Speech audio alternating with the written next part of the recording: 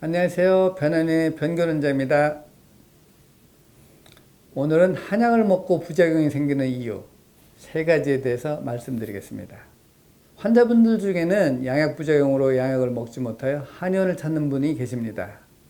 이런 분들은 한의원에서 한약을 지어 먹어도 역시 부작용이 잘 생기게 됩니다.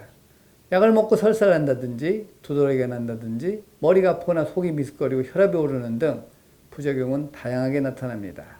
결국 약을 띄었다 먹거나 아니면 반으로 줄여서 먹으라고 권하지만 결국 그 약은 냉장고에 들어가게 됩니다. 얼마 지나서 또 지인의 소개를 받고 다시 용하던 한의원에서 약을 먹어도 역시 부작용이 생기는 수가 많습니다.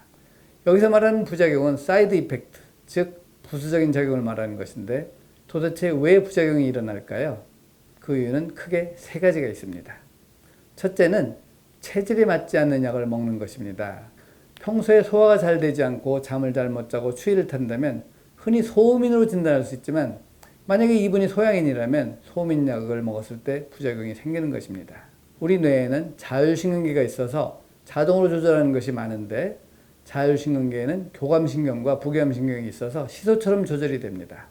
그런데 자율신경이 조절이 되지 않으면 교감신경이 흥미되었을 때 불안, 초조, 불면, 두통, 어지럼증이 생기게 되고 반대로 부교감신경의 기능은 떨어져서 손발이 차고 소변을 자주 보고 소화가 잘 되지 않게 됩니다.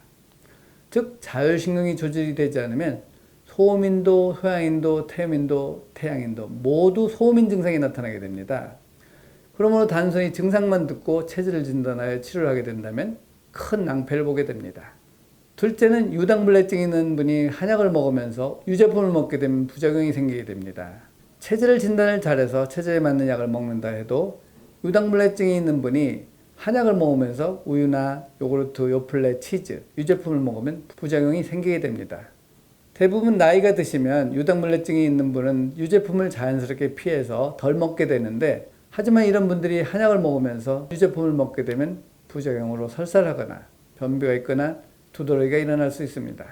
이런 경우에는 한약의 문제가 아니고 바로 유제품의 문제가 되는 것입니다. 셋째는 글루텐불내증이 있는 분이 한약을 먹으면서 밀가루 제품을 먹게 되면 유당불내증과 마찬가지 이유로 부작용이 생기게 됩니다. 그러므로 한약을 먹고 부작용이 잘 생기는 분은 정확히 체질이 무엇인지, 유당불내증이 있는지, 글루텐불내증이 있는지 진단이 되어야 부작용을 줄일 수가 있습니다. 독버섯을 사람이 먹으면 죽거나 큰 고생을 하게 됩니다만 쥐가 독버섯을 먹게 되면 살이 찌게 됩니다. 그 이유는 쥐에는 독버섯을 분해하는 효소가 있고 사람은 없기 때문에 사람이 먹으면 독이 되지만 쥐는 영양이 되는 것입니다. 같은 이유로 우유 밀가루 분해하는 효소가 없다면 오히려 내가 먹은 음식이 내 몸에서는 독소로 인지하여 공격하는 자가면역 질환이 올 수가 있습니다. 유당불내증과 글루텐불내증이 있는지 없는지를 검사하는 것이 아주 중요합니다. 오늘도 이 영상이 좋다면 구독과 좋아요를 눌러주기 바랍니다. 감사합니다.